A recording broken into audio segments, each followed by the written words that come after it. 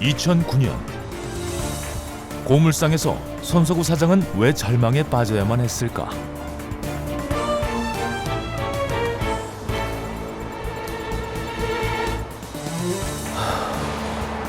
아, 이제 또 어떡하니, 이제 또. 사연 많은 남자. 오늘의 주인공 손석구 사장의 인생 역전 이야기를 지금부터 만나본다.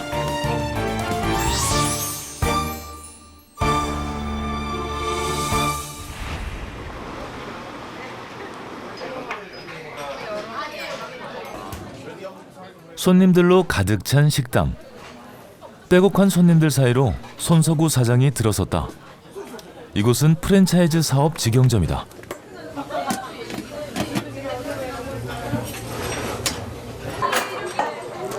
아침에 왜 오세요? 좀 바빠가지고 주방에서 약간 국밥도 말고 해야 될 것 같아요. 주력 메뉴는 바로 국밥. 이 육수가 24시간 동안 끓인 거예요.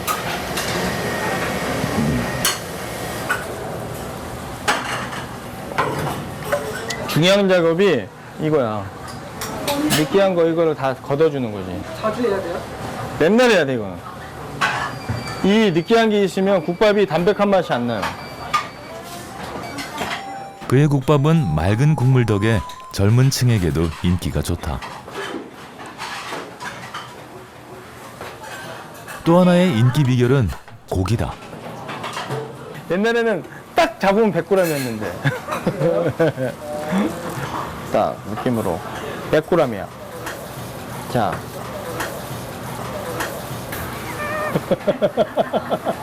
늘 마른 지가 이제 오래돼가지고 감이 안 잡히네 이제.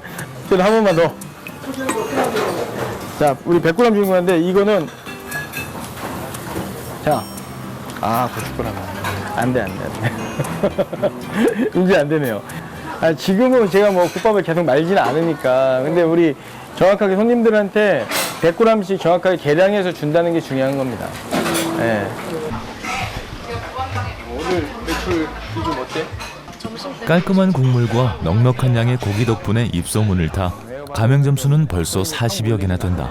오피스 상권인 거 빼고는. 감사합니다. 안녕하세요. 경기도의 납품 공장. 가맹점에 납품되는 재료는 모두 이곳에서 공급된다.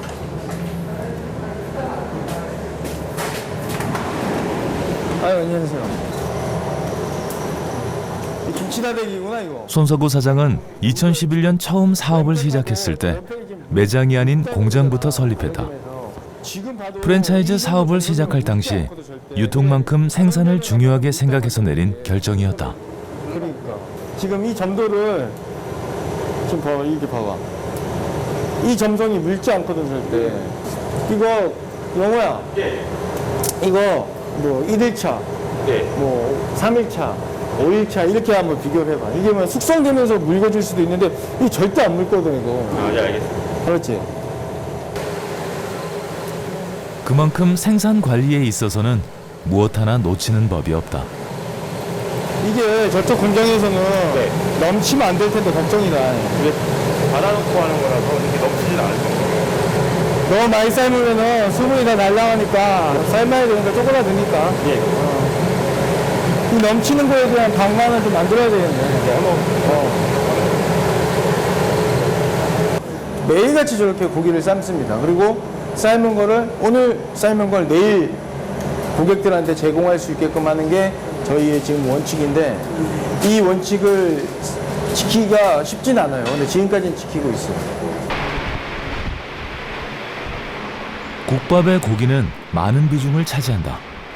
그만큼 균일한 모양을 유지하고 있는지 고르게 익었는지를 확인하는 것이 중요하다. 정말 맛있는 고기다. 손석구 사장은 직원들에게 항상 이런 부분을 강조한다. 알아야 되는데 고기 지금 먹어보면 간이 좀 셀 수가 있어. 한번 먹어봐.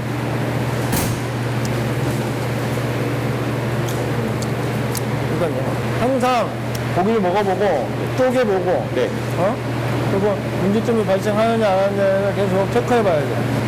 이건 병처럼 집착해야 돼. 예, 알겠습니다. 알았지? 저희도 제일 중요한 게 돈을 벌려면 기본 단가는 똑같은데 수율을 높이는 수밖에 없거든요. 고기가 57%의 수율밖에 안 나온다고 하잖아요.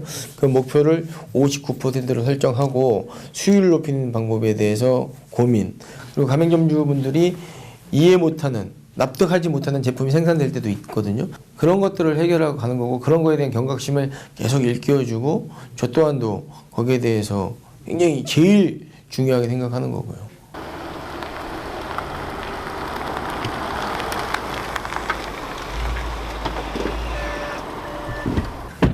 아, 공장님, 예, 명절 잘 보내셨어요? 예, 덕분에 잘 보냈습니다. 예, 저도 잘 보냈습니다. 아, 공장이 이제 모습을 좀 갖춰가네요. 말주이면은 네. 조금 바닥 때문에 맛을 지키고 효율성을 높여가는 꾸준한 노력은 괄목할 성장으로 돌아왔다. 하면 될 것 같습니다. 이천에 자가 공장을 마련하게 된 것이다. 현재 공장은 1,300평 규모 부지에서 점점 모습을 갖춰가고 있다. 이건 이제 이건 유수질인데요. 외부에서 밖에서 오는 물건들이 물이 저쪽에서 새로운 공장의 완공이 가까워 올수록 신경 쓰이는 부분이 많아지는 그다. 올라오고 이런 걸 잘 잡아야 될 텐데. 식품 생산에 있어 보다 완벽한 위생 관리를 하고 싶은 욕심이 생기기 때문이다. 저는 뭐냐면 여기 바닥 하잖아요. 근데 이 물건을 실어나는 가장 많이 들어가는 데는 바닥에 스댕 같은 거 깔면 안 되나요? 괜찮을까 크리트가?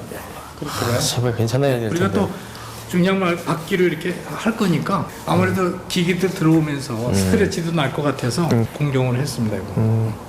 알겠습니다.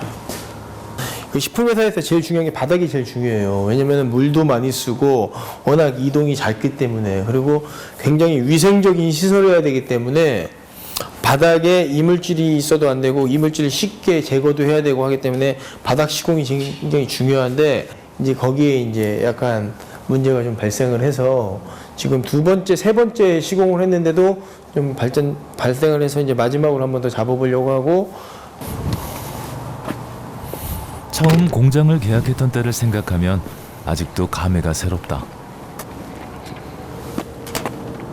아, 좋아. 여기에서 보는 이런 그 풍경들이 굉장히 마음을 좀 요동치게 하는 게 있어요. 예. 제가 그냥 고생 한번 안 하고 덩그러니 뭐 부모 덕보면서 여기까지 왔다고 생각하시는 분들이 많아요. 왜냐? 그냥 좀 밝거든. 늘 긍정적으로 살고 웃으면서 살고 하기 때문에 고생한 티가 나지 않는다고들 많이 말씀하시지만, 저는 우리나라에서 제 나이 또래에 할 수 있는 그런 힘든 거, 어려움들은 다 겪으면서 여기까지 왔어요. 자가 공장을 세우기까지 있었던 수많은 고생이 주마등처럼 스친다. 28 젊은 나이에 사회 경험의 첫 단추는 한식당 운영이었다.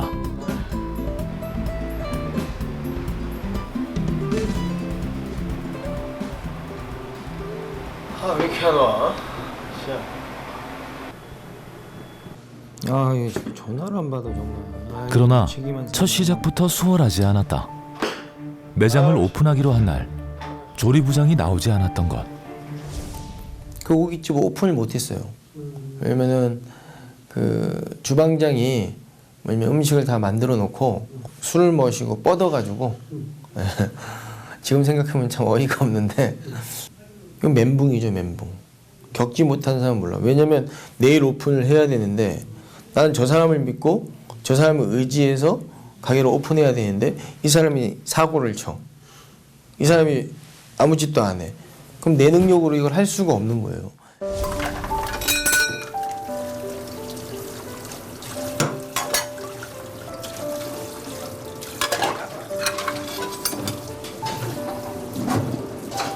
이후 그는 일식, 황태구이, 립, 메뉴를 바꿔가며 식당을 운영했지만 큰 성과를 거두진 못했다.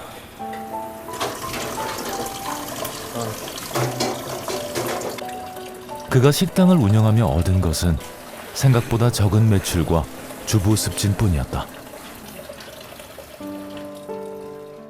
그 우리 사촌 형도 식당을 해본 적이 있거든요. 지금도 하고 있고. 근데 그 형님은 뭐냐면은 하루 빵원 매출이 3번 있었대. 근데 나는 한 번도 빵원 매출은 없었고 나는 최저 매출이 11,000원. 11,000원 매출이 있었어요. 하루 종일 있는데 11,000원. 얼마나 비참한 줄 아세요? 장난 아니야. 그러면 손님이 얼마나 와야 11,000원이고요? 한 팀. 한 팀 오면 11,000원이죠. 이미 26살에 결혼한 그에겐 책임져야 할 아내와 아이가 있었다.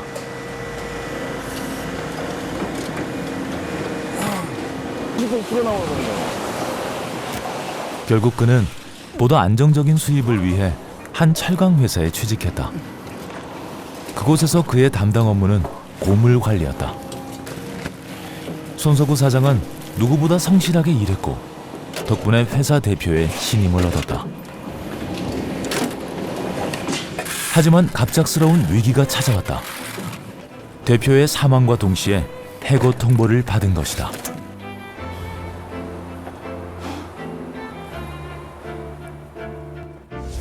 그 고물상 잘리고 나서 꿈을 꿨어요. 그 꿈은 제가 2년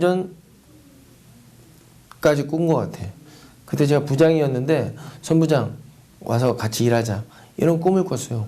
내일이 분명히 있음에도 불구하고. 근데 너무 안타깝고 힘들었어요. 근데 뭐 그분이 제 인생의 거의 모든 거라고 할 정도로 많은 것들을 그분의 의지에서 그분이 시킨 대로 했거든요. 정신병이에요.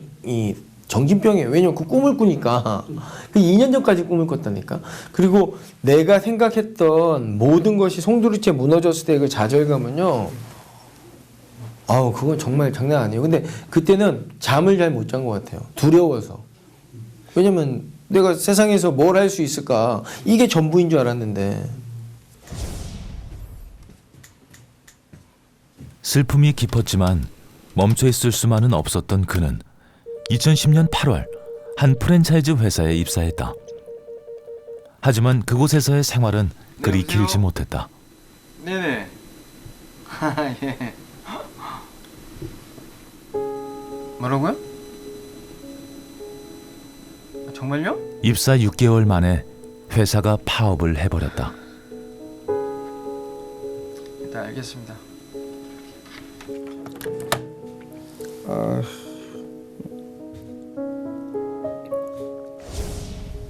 그 회사가 또 망했어요. 망했어. 가는 곳마다 내가 가는 곳마다 다 망하고 그러더라고. 거기 일하면서 그 프랜차이즈에 대한 어떤 기본적인 어떤 생리들, 그 다음에 가맹이 어떻게 이루어지고 돌아가는 생리들, 그런 것들이 내가 식당했던 것들이 접목이 되고, 그리고 내가 고물상을 하면서 고물상에서 일하면서 얻었던 그 노하우 같은 것들이 접목되면서 인생이 정리되고 계획되고, 그 다음에 내가 앞으로 나갈 방향성이 보이더라고요.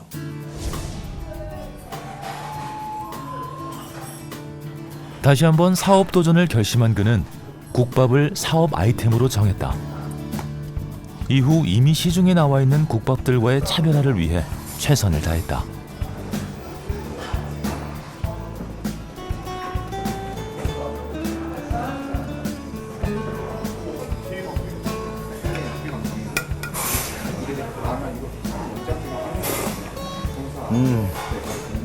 MS. 모든 음식이 원 베이스가 제일 중요하거든요. 근데 원 베이스는 시중에 나와 있는 건 다 똑같아. 비슷해요. 근데 그 안에서 조금의 특출한 걸 뽑아내느냐 못 뽑아내느냐가 그게 기술이지, 그게 뭐 진보지, 뭐 없는 게 갑자기 있어지는 건 아니라고요. 우리나라는 설렁탕도 있고 기존에 국밥집들도 무수하게 많이 있었고, 근데 거기에 조그마한 다름이 뭘까? 거기에 대해서 고민을 한 거고, 그런 모티브들은 전에 있는 프랜차이즈 회사에서 많이 받았던 거 있고, 거기에서 개성 발전해 나가면서 내 걸 만들기 시작한 거죠. 굉장히 많은 시간을 투자했어요.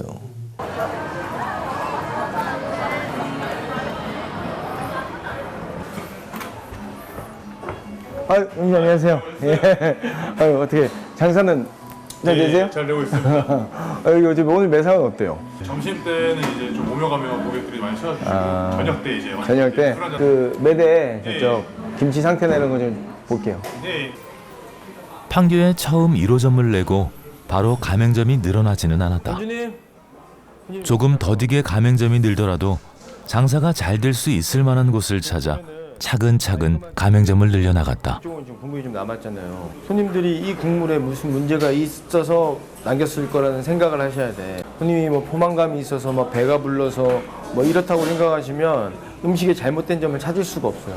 그래서 이게 남이 먹은 음식이지만 그래도 뭐 늘 그러라는 건 아니지만 그래도 문제가 좀 있는지 살펴보기 위해서 이렇게 괜찮네요. 이렇게 맛을 이렇게 볼 줄 아셔야 돼요. 손님들이 남기는 음식에 대해서 고민하고 거기에 집중해야지만이 음식이 제대로 나온지를 체크할 수 있어요. 예, 알겠습니다. 그리고 지금 여기는 메뉴 구성이 어떻게 돼 있죠 지금? 젊은 층들이 좋아하는 그런 튀김 같은 피자 같은 그런 메뉴들도 제가 좀 받아봤어요. 보시고 잘 안 나간다는 메뉴가 있으면 언제든지 빼고 또 새로운 메뉴 또 집어넣고 이렇게 하시고 그 데이터를 잘 분석해 보시고 그러시면 됩니다. 이렇게 가맹들한테 그런 자율성을 주는 건 참 좋은 것 같아요. 지역 상권들 같은 경우에 점주들이 이렇게 좀 더 그 상권에 대해서 파악을 좀 더 잘하고 있는 경우가 있기 때문에 점주 입장에서 좀 더 이렇게 원하는 메뉴와 원하는 컨셉으로 이렇게 매장을 오픈할 수 있도록 한다는 게 참 좋은 것 같습니다. 네. 뭐가 좀 첨가됐으면 좋겠다 뭐 이런 메뉴 생각해 본 적 있으세요? 근데 뭐냐면 일맥상통해. 우리는 국밥집이거든요. 국밥이 주가 돼요. 국밥은 어디나 비슷해. 근데 우리가 얘기하는 거는 동질감은 국밥에다 그냥 국밥에다. 그렇지만 거기에 세부적으로 하는 서브 메뉴들은 선택할 수 있다는 거예요. 지역별로 상권별로 연령별로 좋아하는 음식이 다 틀려요. 내가 목표로 하고 있는 상권에는 이 상권에 이 메뉴가 맞는데 안 팔리는 걸 왜 굳이 넣냐고요. 그렇지만 사장님 이거는 꼭 하셔야 됩니다. 이건 꼭 하시는 게 맞습니다라는 건 있어요.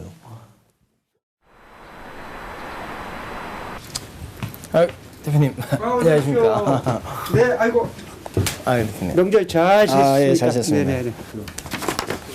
회사의 규모가 커지면서 그는 회사에 전문 경영인을 데려왔다. 강남역 조직 경영을 보다 효율적으로 하고 싶었기 때문이다. 제대로 다 돼 있는 거니까. 이렇게 해서 하자. 네, 이제 기본 그러니까요. 안은 중국 실적에 맞춰서 그쵸. 어떻게 보내주면은 내가 그 다음에 우리가 최종적으로 검토해서 이제 확장하겠다. 멀었어요. 우리가 이제 대기업으로 큰 데로 가기 위한 그 길 골목골목에 여러 가지 위험 요소들이 많은데 이걸 굉장히 빨리 캐치를 해요. 그러니까 남들은 제가 이제 CEO잖아요. 전문 경영인. 웬만한 요만한 회사에서는 대부분이 그걸 못해요. 못합니다. 돈이 아까워서도 못하고 돈보다는 성격적으로 그 방법상으로 차이가 너무 많다 보니까 못해요. 무서워서 못합니다. 과감하게 처음부터 가더라고요. 투명한 재무 관리를 위해 CFO도 영입했다. 저희가 취득세 등록세랑 그다음 위에서 원금에서 1,500 제한 금액이랑 돈을 지급하고 네. 걔가 그 돈으로 인수하고 한 달 미뤄진 거에 맞춰서 3월 10일까지 이제 저희 재무제표 결산 완료하고 분출이 안 하는 금액이 하나도 없는 거예요. 그럼 차가 몇 대 남는 거예요 결론은? 필요보다는 제가 부족해서 부른 거죠. 어떤 점입니까? 왜냐면 저는 조직 생활을 해본 적이 없어요. 고물상도 큰 조직은 아니었고 저는 100인 이상이 되는 조직을 이끌어 본 적도 없고 그런 회사에 다녀본 적도 없고 그다음에 이런 세무적인 거 모든 일에 대해서 문서로 움직이는 거 그다음에 체계적으로 움직여야 된다는 열망이 좀 있었어요. 근데 내 능력에는 한계가 있는 거고 그래서 두 분이 모시게 됐죠.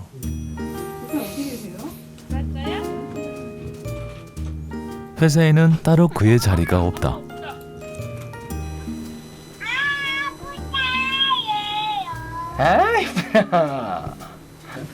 우리 딸, 막내딸. 셋째를 낳다 보니까 70까지 돈 벌어야 됩니다. 네. 내가 여기 잘해요. 우리 김 실장님이 열심히 일하나 안 하나 맨날 여기서 이렇게 뒤에서 이렇게 바라보면서 내가 전혀 불편하지 않습니다. 저희 사장님이 저를 두려워하십니다. 저희 사장님은 앉아서 막 이렇게 문서 작업하시고 이런 게 아니라 열정적으로 저희들한테 에너지를 주시고 그리고 저희가 최종적으로 결정해야 되는 사안에 대해서 같이 결정을 하시기 때문에 전혀 불편하지 않으시고 사실 제가 없으면 여기 사장님이 앉아서 일을 하시기도 하세요. 여기서도 뭐 여기에 뭐 제 특화되어 있는 제자리가 있다 없다는 중요하지 않아요. 저는 여기 앉아가지고 어물중물 볼 수 있어서. 근데 공장에 가면 또 제자리가 조그맣게 있고. 이 간은 돼 있는 거고. 하지만 그에게도 양보 못하는 분야가 있다. 바로 메뉴 개발이다.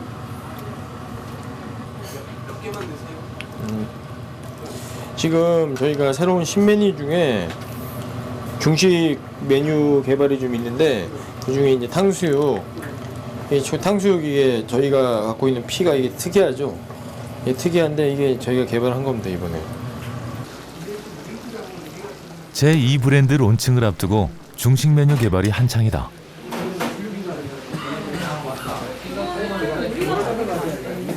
자, 여기 잘 봐. 먹어봐. 소스하고 찍어서 먹어야 돼. 그는 늘 자신이 개발한 메뉴를 직원들에게 선보이고 냉정한 평가를 받는다. 그리고 지금 약간 비계가 있는 부위는 그 맛이 확 느껴지고 좀더 튀겨져 고춧가루 맛 소금을 더 해도 될것 같아요. 찍어 먹으면은 소스 맛이 잘 안 느껴져요. 네, 그냥 고춧가루 맛만 나고. 야, 이게 첫 봤다가 일 봤다가 좋아 지금 느낌이 옛날부터야. 다음에 튀김 만두 갑니다. 너 와서 자꾸 그러면 반응이 어떤 것 같아요? 그러니까 우리 직원들은 굉장히 냉철해지려고 많이 노력을 해요. 근데 왜냐면 음식 만드는 사람으로서 굉장히 기분 나쁠 때가 많아. 근데 이런 자세가 필요해요. 간이 부족하다고 이렇게 말씀하셨잖아요. 네. 이게 바꿔 말하면 맛없다는 말이잖아요. 아, 무슨 소리야. 그거 아니야. 간이 싱겁지 않아. 뭘 먹었길래 그래. 탕수육하고 이런 거 먹어서 그래. 아닌 거. 그의 도전은 지금도 현재 진행형이다. 저는 그 문화사업하고 식품사업을 겸비할 수 있는 그런 회사를 만들고 싶어요. 우리나라가 갖고 있는 식품이요 굉장히 장점이 많이 갖고 있지만 해외에 나가 보면 별거 아니야. 그렇지만 굉장히 장점이 있어요. 지금 한류가 있어가지고 치맥, 그게 치맥은 원래부터 있었어요. 근데 우리나라는 문화하고 합쳐지니까 이게 파급력가 크지 않습니까? 그래서 저는 식품 기반 산업을 지금 하고 있지만 문화하고 같이 연동할 수 있는 사업을 해보고 싶습니다.